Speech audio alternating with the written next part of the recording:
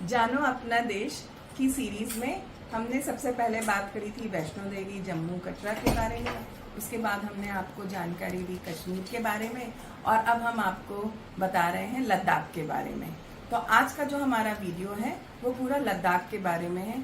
कब जाना चाहिए, कैसे जाना चाहिए, वहाँ आप क्या कर सकते हैं, क्या क्या घूमने जा सकते हैं, इसके बारे में आज हमारा ये पूरा वीडियो रहेगा। लद्दाख जाने का जो सबसे अच्छा समय है वो मई ऑनवर्ड्स टिल सितंबर अक्टूबर तक है।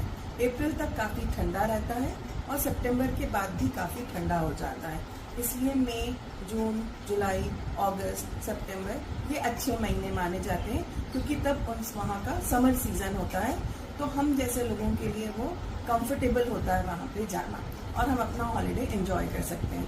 नहीं तो -डिग्री टेम्परेचर है, 0 डिग्री टेम्परेचर है, तो उतनी ठंड में तो हम हॉलीडेज नहीं एंजॉय कर पाते हैं। नॉर्मल फैमिलीज अगर देखी जाएं जो प्लेन से जाते हैं, जो सेंट्रल इंडिया से या रेस्ट ऑफ इंडिया से जाएंगे, उनके लिए इट इज़ बेटर कि आप मई जून ऑनवर्ड्स सितंबर तक अपना हॉलिडे सीजन प्लान करें।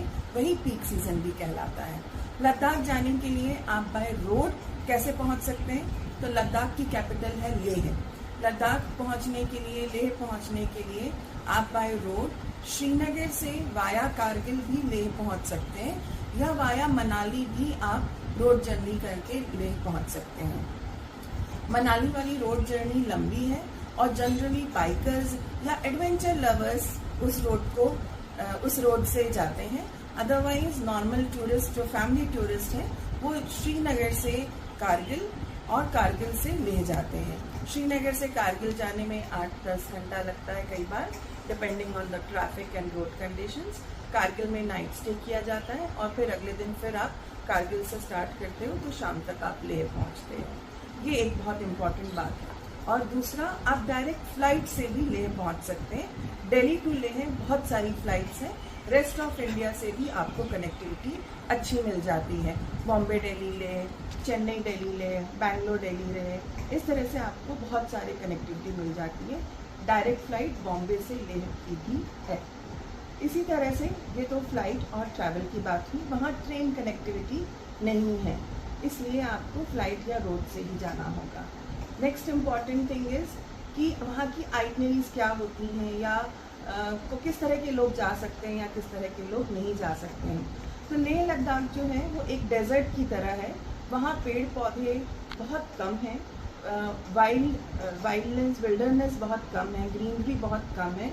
इस कारण से वहाँ ऑक्सीजन लेवल बहुत कम है और काफ़ी हाई एल्टीट्यूड पे है। तो वहाँ ऑक्सीजन कम है या ऑक्सीजन के लेवल थिन है तो आपको सांस लेने में घबराहट होती है। तो अगर आप हार्ट पेशेंट्स हैं या अगर आप अस्थमा पेशेंट्स हैं तो आप इस जगह को अवॉइड कर सकते हैं या अपने डॉक्टर से सलाह लेके आप जा सकते हो। बहुत छोटे बच्चे हैं या बहुत सीनियर सिटीजन्स हैं, उनके लिए ये जगह अवॉइड भी आप कर सकते हैं। Not first choice of holiday destination for you, क्योंकि यहाँ सांस लेने में तकलीफ होती है। इसलिए एक्लिमेटाइजेशन बहुत ज़रूरी होता है कि आप किस तरह से वहाँ पे एक्लिमेटाइज करें। तो मिनिमम 1 नाइट 2 डेज या 2 नाइट्स आपको लगता है वहाँ जाके एक्लिमेटाइज करने में। तो एक तो जिस दिन आप पहले पहुँचते हो उस दिन आप लेह में ही रुकते हो। प्रेफर करते हैं कि एक दिन और आप लेह में ही रुकिए और आसपास का थोड़ा साइट सीइंग करिए सो दैट आप धीरे धीरे एक्लिमेटाइज करने लगें। फिर आप तीसरे दिन चौथे दिन लेह से बाहर निकल के बाकी जगह जाते हैं।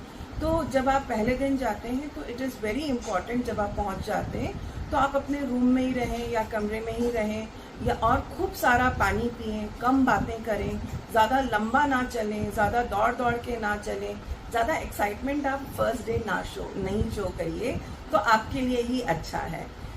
इससे आपकी तबीयत नहीं खराब होगी, नहीं तो आपको गिडीनेस लगने लगेगी या चक्कर आने लगेगा या आपको वॉमिटिंग सेंसेशन होगा। तो उन सब चीज़ों को अवॉइड करने के लिए जो छोटे छोटे हम नुस्खे देते हैं उनको आपको ध्यान रखना चाहिए। तो खूब पानी पीना चाहिए। जितना आप अगर शुरू के 2-3 दिन में बहुत सारा पानी पिएंगे तो आपका ऑक्सीजन लेवल और वहाँ के एक्लिमेटाइजेशन में आपको आने में आसानियत होती है, कंफर्टेबल हो जाता है। इसीलिए हम बहुत रिकमेंड करते हैं कि आप खूब पानी पीजिए और फर्स्ट 2 डेज अपना हल्का ही रखिए। ट्रैवल जो भी है, बाहर निकलना है, छोटी मोटी साइट सीइंग करना है, आसपास का जगह देखनी है तो उतना ही हम जनरली रिकमेंड करते हैं। फिर 3rd डे से हम आपकी आइटनरीज में और बाकी जगहों को इंक्लूड करते हैं। तो लेह लद्दाख में बहुत कुछ है देखने के लिए, बहुत सुंदर सुंदर पासेस हैं, बहुत सुंदर सुंदर लेक्स हैं, मोनेस्ट्रीज हैं, और हर जिस तरह का आपका चॉइस है, लाइकिंग है, उस तरह से आपकी आइटनरी डिज़ाइन की जा सकती है। Average 5 nights 6 nights is comfortable to see and experience the Ladakh। Generally लोगों के पास इतना ही समय रहता है from one weekend to another weekend, और इसीलिए उस तरह से डिज़ाइन की जाती है कि आपका एक वीक में आपकी मैक्सिमम चीज़ें कवर हो जाएं। तो जनरली पैंगोंग लेक जो 3 इडियट्स के बाद काफ़ी पॉपुलर हो गया है, वो आपकी आइटनरी में ऐड किया जाता है, और खारदुंगला पास आपकी आइटनरी में ऐड करते हैं, और जनरली वहाँ से फिर आपको नुब्रा वैली ले जाया जाता है। तो इस तरह की एक ट्रायंगुलर आइटनरी बनती है। So you start from Leh, go to Khardungla pass, go to Nubra valley, then go to Pangong lake, and then drive back to Leh. अब डिपेंडिंग ऑन योर टाइम आप वहाँ पे मिनिमम 1 night या 2 night स्टे करते हैं एवरी प्लेस, और इस तरह से आपकी आइटनरी कंप्लीट होती है। वहाँ वेज फूड, जैन फूड आराम से बहुत अच्छे से सब जगह मिलता है। जनरली जब आप ऐसी जगह जाते हैं तो इट इज़ वेरी रिकमेंडेड कि आप हल्का खाना खाने शुरू के 1 दिनों 2 दिनों में। ड्राई फ्रूट्स वहाँ बहुत अच्छे मिलते हैं, आर्ट और आर्टिफैक्ट्स वहाँ बहुत अच्छे हैं, और वहाँ का कल्चर बहुत अच्छा है। आप शाम को उनके डांसेस प्रोग्राम्स दे सकते हैं to know more about their culture. इससे ज़्यादा और जानकारी चाहिए तो आप हमें कांटेक्ट करिए। We will give you more knowledge about Ladakh, Leh and various kind of itineraries which can be included in your tour program.